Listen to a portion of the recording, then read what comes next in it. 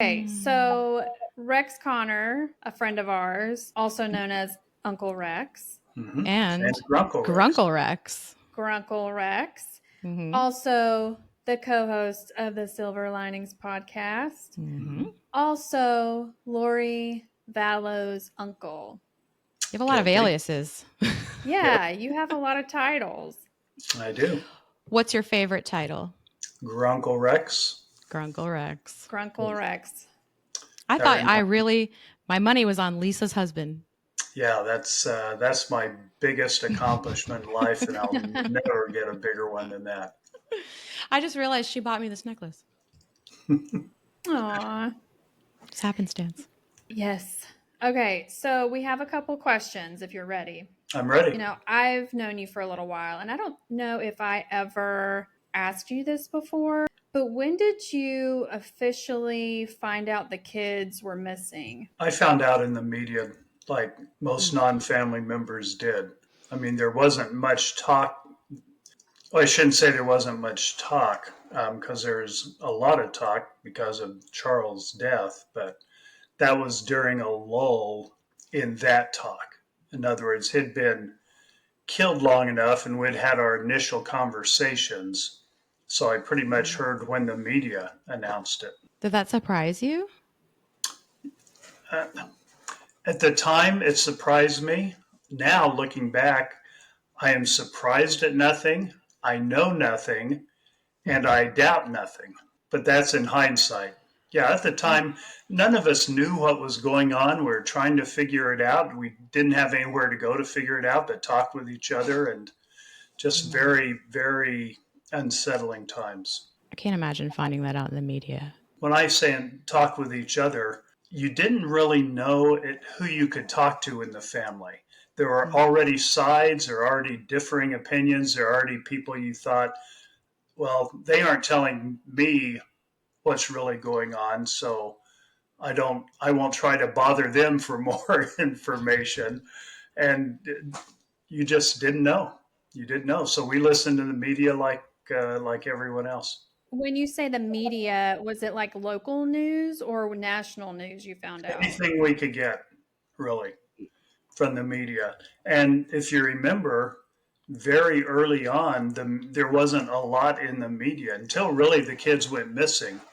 There wasn't a lot. And in retrospect, with Brandon's perspective, I adopted that right away, that thank God, literally, for the media coverage. That is the first time the people that really were in fear, I was not one of those. Adam probably should have been more in fear, but the people that were in fear, that was their first sign of relief when the media picked it up and law enforcement started taking it more seriously. It kind of gave them some sense of, okay, the criminals won't be as obvious. In other words, Alex won't just walk in and start shooting people. I can't even imagine having that fear either, because it's so close and possibly imminent at any given time. And you've heard Adam say, do I really think Alex could have done that? And Adam didn't think he could. But the point is, you had to think about it. None of us knew at that point. Yeah. So when you said you don't doubt anything anymore, that actually brings up a question for me. And Adam has said when he was trying to say like, hey, something is wrong with Lori. Something's wrong with Lori. And everyone was like, leave her alone. She's not hurting anybody. Just leave her alone. And in hindsight and retrospect, how could you possibly have known? I feel like that would make me feel conflicted about how I respond to things. Do I believe this? Or, like his parents said that to him. Right. Famously. Right. And of course they're in the group. That is the little group. So that's significant. On the outside, where the rest of the family members were, where we were, none of us were saying that. I was concerned. I had personally already gone through a internal search, because when we got the letters from Charles with the attachments saying Lori's into this stuff, and I read them, and that didn't come from Charles. He wasn't making stuff up. Right. And I had some experience with this a couple decades ago. I said, oh, she's into that crap. That's just not good. People can go anywhere with that. Nowhere in my mind was it going to murdering anyone, especially the children. Right.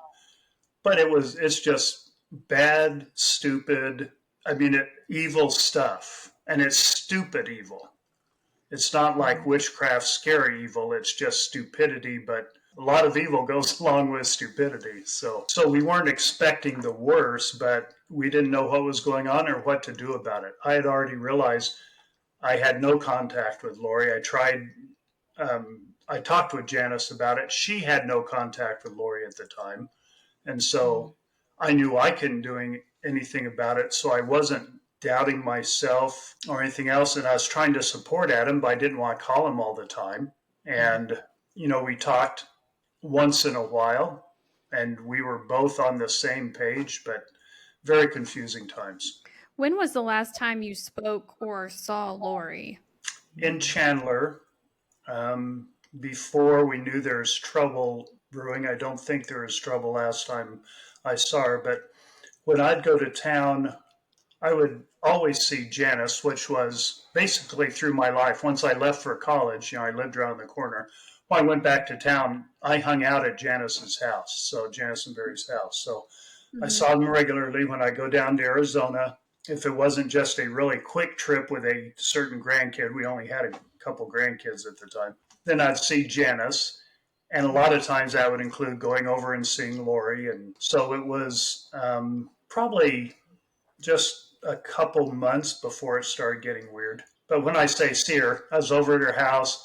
I always loved to be there. It's always fun, hear what Charles is ranting about, and checking in on the kids. Sometimes Colby was there. So just catching up, like you do with family members.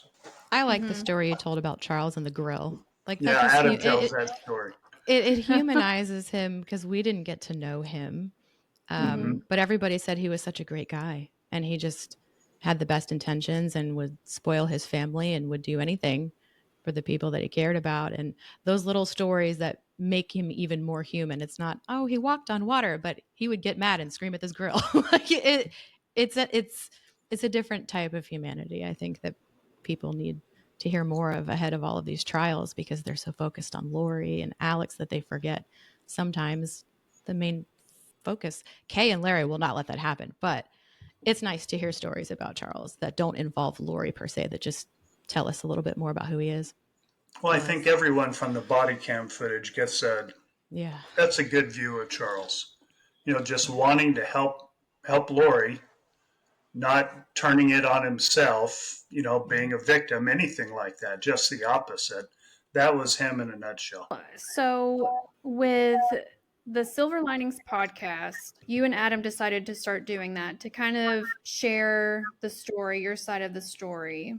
And over time, it's evolved to hope and healing.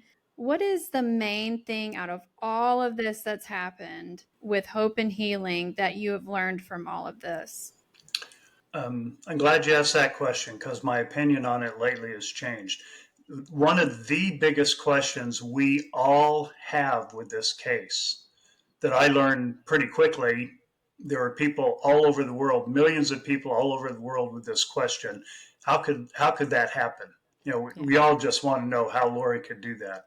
And for me, with all the healing that's gone on, for me, now I don't have any insight into Lori's heart and mind, and this isn't for anyone else, but for me, I have it all figured out. It all makes sense to me now. I get it. Okay. And so I'm at peace with knowing what happened. I'm not at peace with what happened, of course, right? But I'm at peace with knowing how and why, that part of it. So that part of me is meeting my definition of being healed. What was the turning point for you that recently changed your perspective? About a week ago.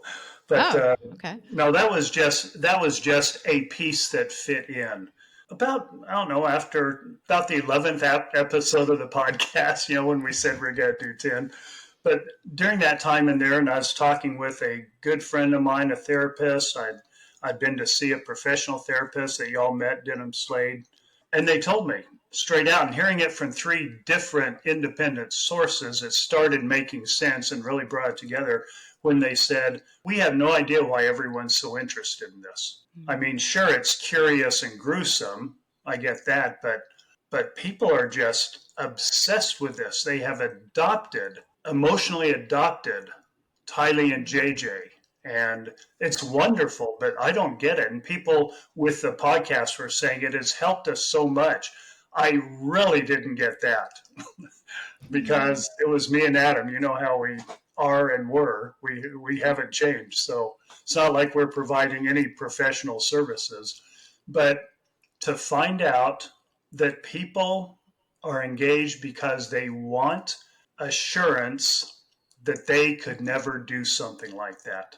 And the way all three of these professional psychologists told me, they all three said independently, but very similar. They said people want validation that they could never do something like that. Yeah. And there is not validation to be had, because the truth is the human condition and the human part of us can degenerate into anything. There are no guarantees. I started telling people that, and right away I stopped, because amongst some of the first few people I told that, people got angry. So I would never do that. And they would fly into a rage. I thought, dang, you aren't too far away right now. But oh, right. That reaction says something too. Yeah, we're watching it unfold right now. Yeah. And so, of course, none of us want to think we could do that, but that gave me the key to where to look for all the answers to bring it all together. And that is the human condition, the part of us that's human, the ego and the appetites and the fears and impulses. Look at that. Look at what balances it, our conscience. Of course, that's kind of my life's work, working with that. Look at that balance, and you'll find the answers. And that's where I have found the answers. And now I believe that I get it. So I feel like with true crime, and Kimberly and I were kind of talking about this the other day, like you go through the act, you go through the trial, but when the trial's over, those loved ones aren't there to come back and be like, you solved the mystery. That's what happened. Right. You have a whole other part of, you could call it mourning, rationalizing, whatever, that has to happen after all of those trials have finished, after you're getting all of that information. There's so much left to be healed from. And so I think that's another part of why people are so interested in true crime, is because they search for that other piece. It's like the second act. What happens when the headlines stop, the cameras are not rolling, and everyone goes back to their lives? Your lives are so much differently impacted than anyone else that's consuming and tuning in or just participating in the true crime community. It's the next chapter, I think, that people are so curious about. What's going on now? And I think that's the second reason people really leaned into the healing aspect of your podcast, because it's not just they want reassurance they could never do that. They want reassurance that if something terrible has happened to them, maybe it already has, that they can survive that, thrive, maybe not be made whole ever again, but there is a second act. Mm-hmm. And for me, that was solved, I think before I even got there, just by the community that you two created. Well, wouldn't exist without you guys. Yeah, there would be no Lindsay and Kimberly without a Rex and an Adam. Mm-mm. Well, yeah, but the community didn't need us. I mean, we were grateful. We still are grateful participants. I think they still very much have that gap that they'll always need, because they've gotten so attached to you. On a daily basis, I get messages. Why isn't anyone posting? Where are all the new episodes? I'm like, this is very much the second act. This is, for them, it's like a snapshot in time where they've found a community, and the community persists and will go on as long as there is a community. But I think there's that appetite for, well, what's going on with Rex and Adam? And they are looking at the two of you as sort of a compass sometimes, or a voice of reason, or a comfort zone where they can go talk to their friends, Rex and Adam, or the optimists. And for a little while they're doing that, everything is okay. Yeah, I get that. And that's strange to me that we are that. But I get that it is. But I hope people realize it's not really me and Adam. It's that community. It's because you can go to the community and get that from everyone. Mhm. And hopefully Mhm. people have said, okay, you aren't the same genre monster as your family members.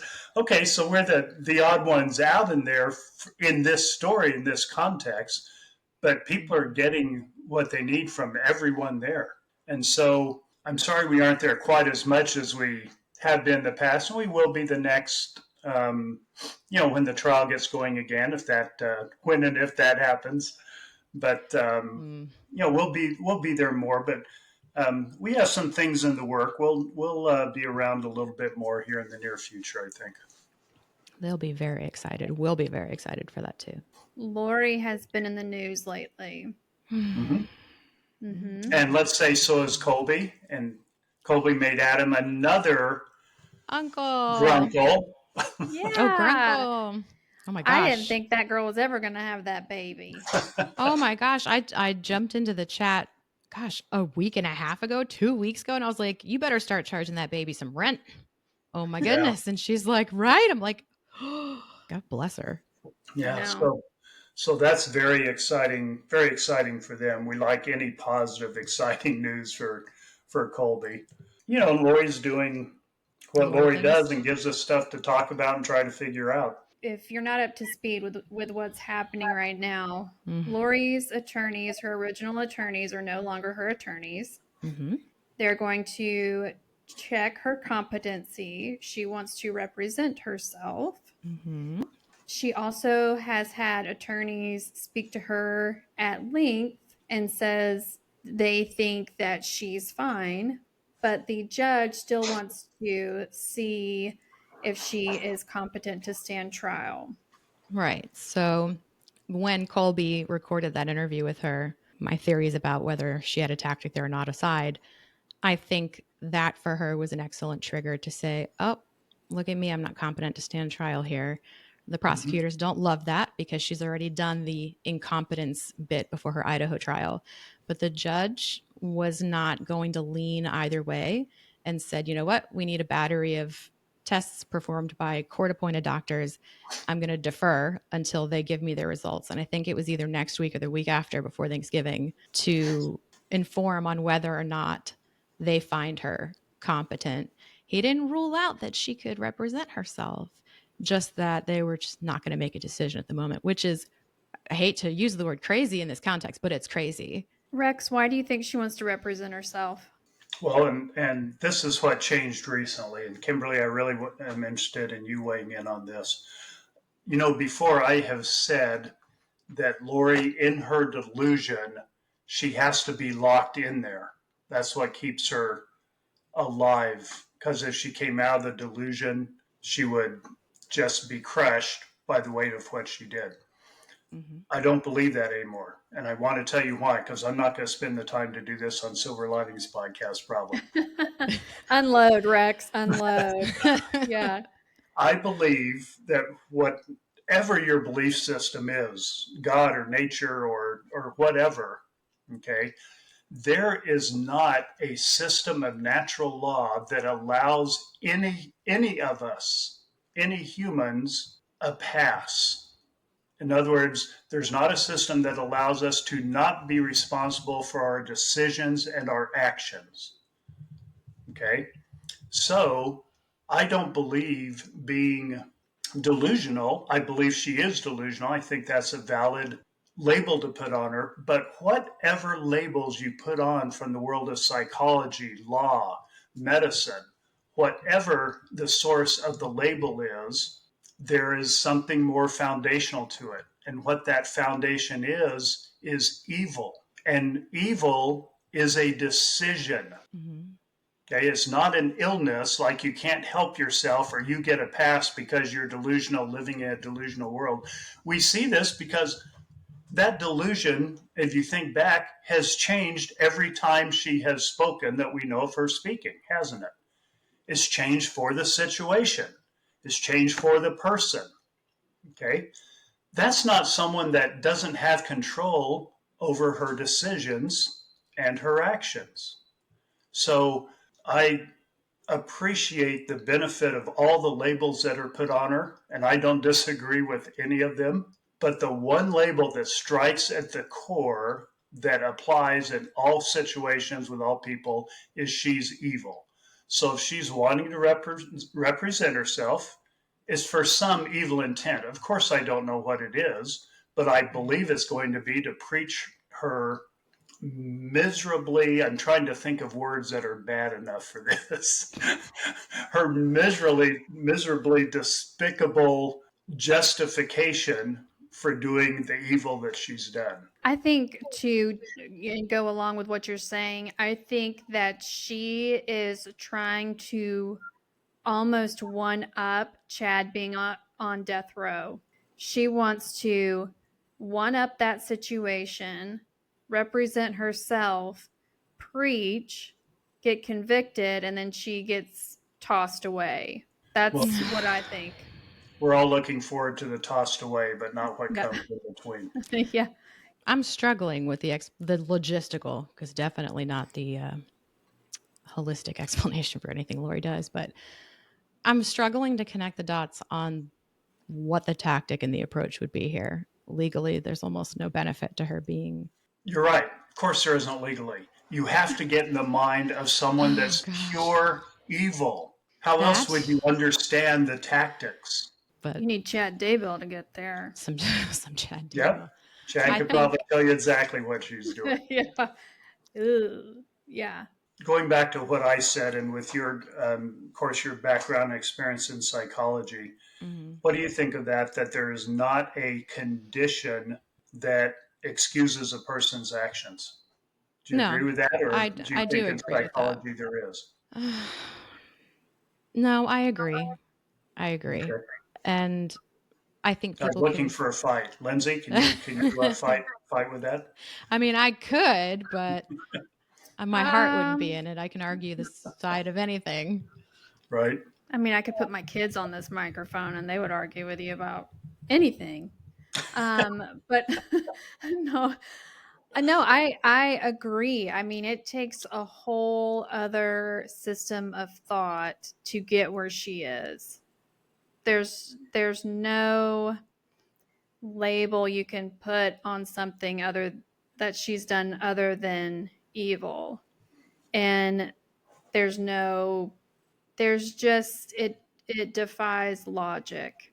Anything else? Yeah, it does. It defies everything else, because I believe right now. I'm not saying I know. I hope I've quit saying I know stuff, um, but I believe it is the most foundationally operative state that we can talk about with Lori. That's what's driven all of it.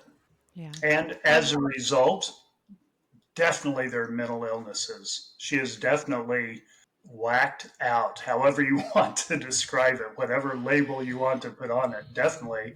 But the foundation of it is choosing evil. So I asked Adam this question, and I want to ask you this question. So when Chad and Lori first met at that conference and they started talking, do you think Chad recognized that she was mentally off and latched onto her because of that? Oh, yeah. You think he recognized that? Yeah. And he may have recognized it before when Melanie Gibb told him about Lori. So, yeah, that's what Chad was looking for. Of course. So, of course, he's going to recognize it right away. It's not that, we don't say very much positive about Chad because I don't know anything positive about him, but he did have that ability, obviously, to manipulate and recognize people that had the same evil intent or a parallel evil intent that he had.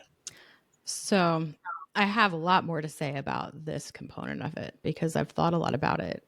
I think most people would agree that narcissism is maladaptive. I think actually that they are both communal narcissists, which it's when the narcissists see themselves as a benefit or a light to other people, and that's what feeds their narcissism. the more they become very quickly morally outraged. They tell people how empathetic and loving and caring and shepherding they are of the people they love. And communal narcissism would easily feed into cult culture. And here we are. That's my take on Lori's brain problem. Okay. Just one of them. Just one. No, well, So. it's like when we were talking to Tom and talking about narcissism. I mean, he totally saw that, and just being on the jury in that trial, those narcissistic tendencies, right? Mm-hmm. And I think that, another thing that I had asked Adam is, if Lori and Chad had never crossed paths, where do you think Lori would be? Where do you think Lori would be, Rex? I don't have a clue. I do think Adam's explanation is the best I've heard of just the perfect storm of evil coming together when they got together. Okay, so without her having that fuel to the fire, where would she have gone? I think she would have stayed on the path of looking to forward evil intent. I don't know how far it would go. I think she needed accomplices or people to encourage her. I think she was looking for followers, for people to adore her and to follow her and believe her. But I don't know if it would have gone that far. I've been doing a lot of thinking recently about supposed, what's the right word? I want to throw out fancy words because Kimberly was, but they don't come to me. But just scenarios, hypothetical scenarios. Okay, like what was the first conversation about killing the kids? And I don't think there was ever a conversation with them about killing the kids, because I think the way this progressed was they did their just making crap up as they went. And so when they were doing the castings and they were telling different people different things, they were telling Alex different things, get him involved, that would motivate him and play into his illnesses and his ego and everything that played into it. They never, you notice they never said we're going to kill people. And didn't Lindsay do a great job of bringing that out in the trial? Okay, what happens when they leave the body, when the evil spirit leaves the body? What happens? Yeah. But anyway, didn't she lay that out real well? The obvious that, okay, we're talking about killing people here, but no one ever said killing. And it didn't even dawn, I think, on a couple of those people that were involved that, oh, we're trying to kill them doing these castings. So I don't think that conversation, no one ever said, do you remember, now I do remember the name of Lori's defense attorney that brought this up. It was Chris Farley. When Chris Farley brought up in the trial and said, I'm sorry, that's why I call him. It's rude. The poor man really doesn't need. I'm smiling because I'm seeing him in the little coat. No, we know who you're talking about. Continue. When he brought up, did you hear anyone say we're going to kill the kids? No, I didn't hear that. That was a point he would make in court in his objections. Poor man's looking for anything he can to play his role. He was doing the best he could. But yeah, no one said anything about killing the kids, because when that came around, they were already possessed. They were already out of their bodies. Oh, their bodies have already been taken over. We need to get the evil spirits out and then seal up their bodies, in the case of JJ, or destroy their bodies so a new evil spirit can't get in. No one talked about killing the kids. And you heard Lori talking to Colby about it. Colby, they weren't there. It doesn't matter what happened to them. When I came upon them, they weren't there anymore. So what does it matter? They were experts at not code switching. And now I've been sitting here pondering what you asked me earlier because you wanted to fight, Rex. And now I'm thinking about neuromitigation. Like, can I blame that my brain is just busted and I'm just pure evil versus, moral agency, that's a thing, and free will. And yeah, but great. Now you're throwing out fancy words again. Now I need something. You guys will do that on the Silver Linings podcast. What? Yeah. Well, the concept that people don't make conscious decisions to do evil things isn't really sustainable anymore, medically speaking, scientifically speaking. And yeah, I think they make conscious decisions to do evil. Right. All of us do. Right. We just So- let our conscience stop us before it goes very far. Right. So I think the argument now, at least in And the biggest psychology- evil is denying it, like Lindsay is. I'm the evilest. Gosh, Lindsay. I know. But I know. it's about moral autonomy, and evil is not pre-wired into your brain, so to speak. At least that's one half of the argument. But yeah, moral agency, believe free it's will, not. and people like Lori sort of use that neuromitigation. Well, if she was thinking about it, which she isn't. But if she were, she'd be thinking, well, if I'm broken, it's not my fault. It is, but I digress. Or if Jesus told me to do it. I digress. But that's kind of feeds into what you were saying about not ever actually saying out loud, this is what I'm going to do. And that's the same type of excuse. Well, I never said I was going to do that. It happened, but I didn't do that. And nobody ever said that. You can't prove that. Right. But you're also using coded language. And once people figure out what exactly all of these things mean with their little lexical key of phrases and terms, and you're able to tear that apart, it's like, you did say that, though. You just didn't use those words. Yeah, but remember, we're talking in podcasts, we're talking about the people aspect, not the legal aspect. In law, there's certain standards you have to prove everything. But when we talk just amongst people, we can use common sense. There's nothing reasonable about any of their explanations about anything. Well, I have one last question. You ready? For me? Okay. Yeah, I'm going to ask you. I'm not going to ask Kimberly. Am I going to run out after this? Excuse me. And then, you better not. Gosh. You got to wait 15 seconds to hit that leave button. Okay. So my question is if Tylee and JJ were alive today, what do you think they would be doing? I think JJ, by this time, would have found his genius. You know, my theory, if someone's on the autistic scale or anything, you know, from birth, we've talked about this before, Lindsay, it's a signal of, okay, find out what my genius is and let's serve the world with it. Yes. And I think JJ was progressing so rapidly that it'd be real obvious by now, and he'd be doing that. And I don't know who or what, but people would really be getting served by that. Tylee, man, she was the type of teenager that I just loved. And I'm not going to pretend to be close with Tylee. We never lived at the same place, the same time. You know, we knew each other, hugged each other. I loved her wry sense of humor. You know, we stayed with him a couple days, and I just laughed the whole time at how she acted as a teenager. Anyway, without getting too lost on that. But the adult version of those people are like Kimberly. Okay.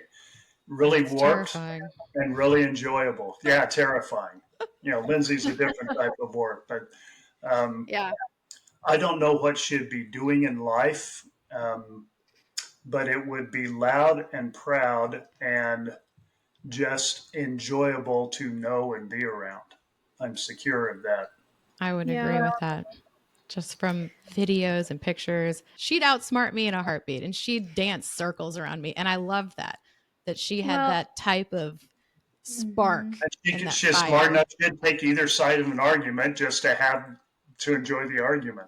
I think that she would work with autistic kids as much as she enjoyed being with JJ and taking care of him. I think she had a heart for that. I really do. Yeah. Aww. Thank you, Grunkle Rex, for coming on our little podcast. Certainly. Thanks for having me. We enjoy your company, and hopefully I missed you guys. We miss you too. We're still here somewhere. Yeah, I'm still here. I said this the other day, but we miss you, even though we were just sick and tired of the Rex and Adam show. We just needed to have our own setup, but we're not really sick of it. That's why it's funny. We'll never get sick of it. Well, Grunkle Rex, we sure do love having you on here. Hopefully you'll come back, and be sure to catch him on the Silver Linings podcast. Thanks again for coming on. Thank you, Grunkle Rex. All right. Thank you. Start over.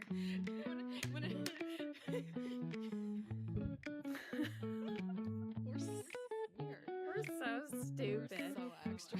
We have no business being on the internet.